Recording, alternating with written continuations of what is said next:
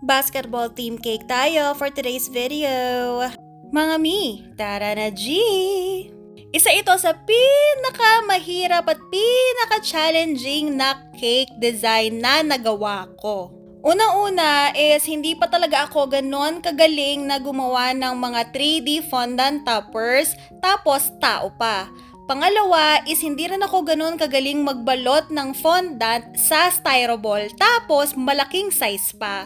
Pero syempre, as usual, dahil bida-bida tayo, tatanggapin natin ang challenge na yan. Amazing! Order nga pala ito ng friend ko na nakabase sa UK and gift niya ito para sa pamangkin niya. O diba, bonggahan, from UK to Philippines with love. Amazing! Isa siya sa mga suki customers ko na never nagreklamo talaga sa presyuhan ng mga cake at super duper kinikilig talaga ako every time na nakakausap ko siya dahil super duper appreciative niya sa mga gawa ko. Kaya tuwang-tuwa talaga ako. Syempre, 'di ba, aside sa dahil business ito, kumikita tayo, iba pa rin kasi yung feeling kapag ka na-appreciate yung mga gawa natin, di ba? Lalo na sa part ko na halos yung mga cake design na ginagawa ko is first time ko talaga palang sila gawin. Although meron na rin akong mga design na multiple times ko nang ginagawa, pero kapag ka mga large cakes talaga na ganito, na may mga 3D, yan, talaga halos first time ko yan.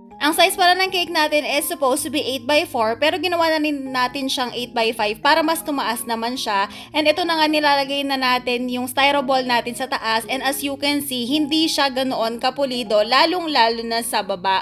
Medyo nagwo-worry pa nga ako ng mga time na yan kung ano kayang pwede kong gawin para matakpan itong flaws na to dahil napakapangit niyang tingnan kung hindi siya matatakpan. Pero syempre, kahit na problema yan, hindi natin yan dapat problemahin. Dapat umisip tayo palagi ng solusyon kung paano natin mapapaganda ang gawa natin. Kasi syempre, aside sa gawa natin ito, dapat palaging best quality ang nire-release natin na cake orders, lalong-lalo na ang laki ng tiwalang ibinibigay sa atin ng mga customers. Syempre, aside din sa malaking bayad nila, ano. Amazing! Nakalimutan ko na kung anong size netong styrofoam na ito. Siguro mga 7 inches ito in diameter kasi nga 'di ba yun sa baba 8 inches siya. So either 6 or 7 inches itong laki ng styrofoam na ito. Saan ko to nabili?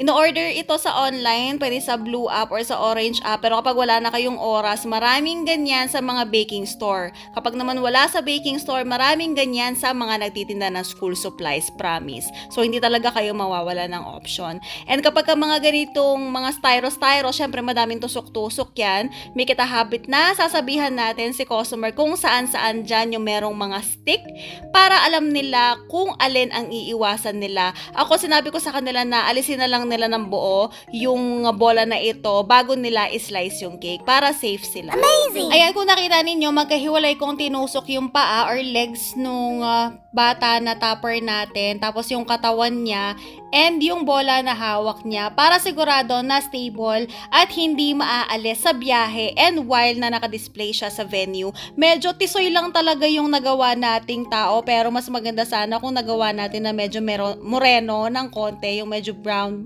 or fair skin. Anyway, syempre natututo tayo sa mga pagkakamali natin at hindi ko pa na-videohan yung ibang part na yan.